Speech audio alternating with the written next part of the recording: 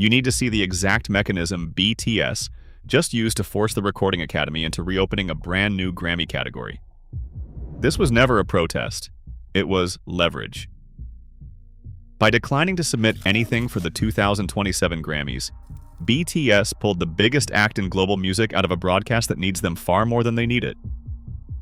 And the clock is the whole story. The submission window closes Friday. The Academy is signaling it might rewrite a category it announced 2 months ago with days left on the calendar. So, start with what was announced. On June 16th, the Academy unveiled 5 new categories for the 69th Grammys. One of them was Best Asian Pop Music Performance. 6 weeks later, on July 29th, all 7 members posted the same statement. They would not be submitting this year, and they hoped their music could be heard and loved for what it is, rather than divided by region or language. Now here's what most of the coverage skipped. BTS never named the category, not once.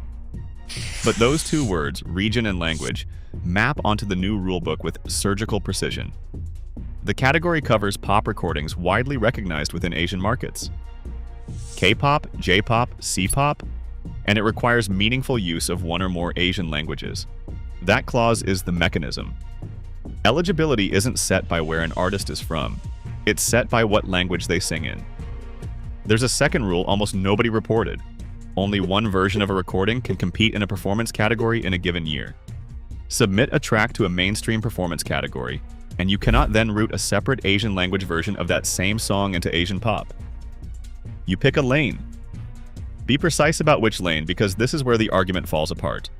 It does not lock an artist out of the general field. Record of the Year and Song of the Year stay wide open. The real collision is with Best Pop Duo or Group Performance, and that is the exact category where BTS earned 3 of their 5 nominations. Dynamite, Butter, My Universe.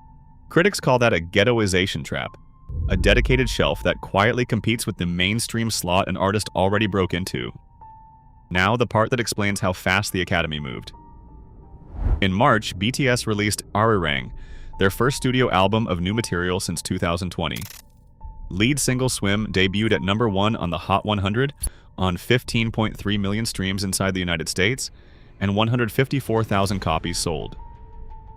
Globally, it opened on 108.8 million streams. The group took the top 9 of the Billboard Global 200, tying Taylor Swift's record, and became the first act ever to take the entire top 10 and the top 13 on Global excluding the United States. That is not a nomination profile. That is a commercial broadcast licensing and rating asset. And the timing could not be worse. The February 7th ceremony moves to ABC, Hulu, and Disney+. That's the first time in more than 50 years it hasn't aired on CBS. Year 1 of a new broadcast deal is exactly when a show cannot afford to lose its biggest international draw. And 10 days before BTS withdrew, they played the World Cup final halftime show at MetLife Stadium, alongside Madonna, Shakira, and Justin Bieber. That is the audience the Grammys just lost access to. Compare the 2 business models directly. HYBE's direct-to-consumer Weverse ecosystem versus Western award validation. Album sales, memberships, and a stadium world tour running through London, Busan, and New Jersey. None of it routes through an American awards body. BTS hold 5 Grammy nominations and 0 wins. The trophy case never moved the business. Now the Academy's first response was measured. CEO Harvey Mason Jr. said he was saddened, but that he understood and respected the decision. And he made one argument worth taking seriously. Recognition in a genre category and recognition in the general field, he said, are not mutually exclusive. And he's right about that. It's also not what the objection was, because 2 weeks later, the posture changed completely. In a statement issued Friday the 14th, Mason said it was clear from numerous conversations with stakeholders that regardless of the Academy's intent, some artists in this space feel the category isn't representing the music they work so hard to create. Trade reporting describes talks spanning K-pop, J-pop, C-pop, and India, with the full board and the Awards and Nominations Committee convened to re-examine the category and the process behind it. Now look at the calendar, because this is where the leverage becomes measurable. Submissions close Friday, August 21st.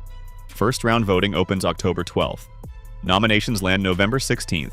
The ceremony airs February 7th. There is no runway to redesign a category mid-cycle. and institutions do not reopen finished policy inside a 2-day window unless the cost of leaving it closed is higher.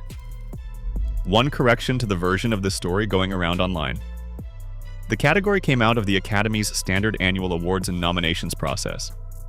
Volunteers from its Gold Music Alliance have reportedly been harassed by people who assumed they designed it. They didn't. The intent is not in dispute here, the architecture is, which brings us to the precedent, and it reaches way past one group. Mason is right that a genre category doesn't block the general field. But the one-version rule means that for any single recording, the mainstream slot and the regional slot are a choice.